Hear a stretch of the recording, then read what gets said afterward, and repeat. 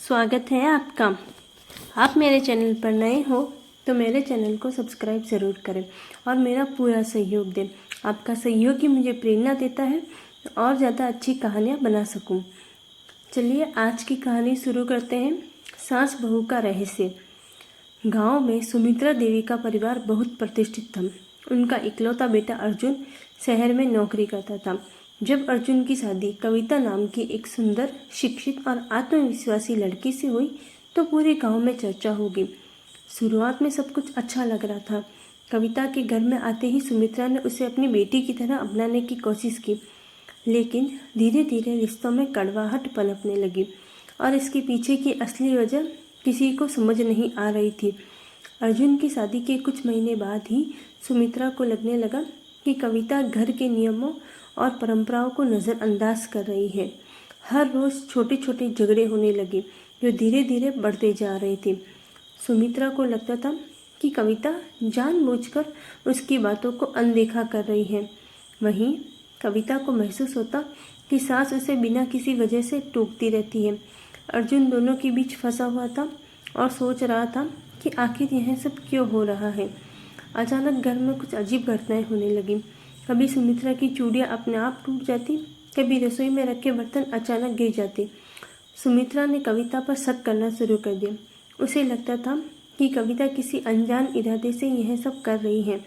एक दिन सुमित्रा को लगा कि उसके सब गहने गायब हो गए हैं। वह सीधा कविता के पास गई और कहा, तुमने मेरे गहने छुपाए हैं। मुझे पता है, इस घर में जब से तुम आई हो सब कुछ उल्टा पुल्टा हो गया है। कविता यह सुनकर स्तब्ध रह गई। उसने कभी सोचा भी नहीं था कि सुमित्रा उस पर इस तरह का आरोप लगाएगी। वह गुस्से में बोली, माँ, आप मुझ पर झूठा इल्ज़ाम लगा रही हो। मैंने कुछ नहीं किया। मुझे नहीं पता आपके गहने कहाँ हैं। इन झगड़ों के बीच अर्जुन पूरी तरह से उलझ चुका था। एक तरफ उसकी माँ थी जिसे उसने पाला था, दूसरी तरफ उसकी पत्नी थी जिससे वह बेहद प्यार करता था। उसे यकीन नहीं हो रहा था कि आखिर घर में हो क्या रहा है। अर्जुन ने कई बार दोनों को समझाने की कोशिश की, लेकिन हर बार वह नाकाम रहा। घर का माहौल दिन ब दिन बिगड़ता जा रहा था। एक रात जब अर्जुन घर लौटा तो उसने देखा कि उसकी माँ और पत्नी दोनों एक दूसरे से बात भी नहीं कर रही। तनाव अब इस कदर बढ़ चुका था कि दोनों अलग अलग कमरों में रहने लगी थी।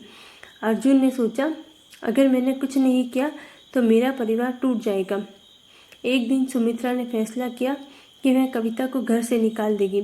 उसने अर्जुन से कहा, या तो इस घर में वह जाएगी या मैं, तुम फैसला कर लो। अर्जुन पूरी रात सो नहीं पाया। मैं सोच रहा था कि क्या किया जाए। तभी अचानक उसे कुछ ऐसा पता चला जिससे उसके पैरों तले जमीन खिसक गई। अर्जुन ने रात को जब घर के आंगन में एक हल्की सी आवाज़ सुनी तो वह चौंक गया।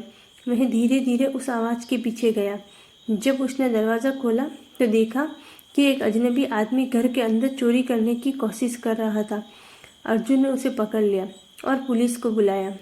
पुलिस ने जब उससे पूछताछ की तो पता चला कि यह आदमी पिछले कुछ महीनों से घर में चोरी की वारदातें कर रहा था और गहनों से लेकर घर के सामान तक सब उसी ने चुराया था।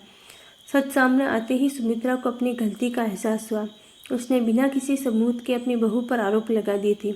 कविता, जो इतने दिनों तक खुद को निर्दोष साबित करने की कोशिश कर रही थी, अब सबके सामने साफ हो चुकी थी। सुमित्रा ने रोते हुए कविता से माफ़ी मांगी। बेटी, मुझे माफ़ कर दो। मैंने तुम्हें गलत समझा।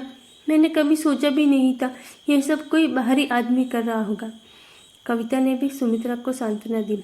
माँ, आप मेरी माँ हैं और माएँ गलतियाँ नहीं करती हैं, वे बस गलत फहमियाँ पाल लेती हैं। मैं समझ सकती हूँ कि यह सब परिस्थितियों की वजह से हुआ। इस घटना के बाद सुमित्रा और कविता के बीच की दीवार टूट गई। दोनों ने एक दूसरे को समझने की कोशिश शुरू की और उनके रिश्ते में नई ताजगी आ गई। अब घर में न सिर्फ शांति थी बल्कि दोनों के बीच गहरा लगाव भी था। अर्जुन ने भी राहत की सांस ली। उसका परिवार टूटने से बच गया।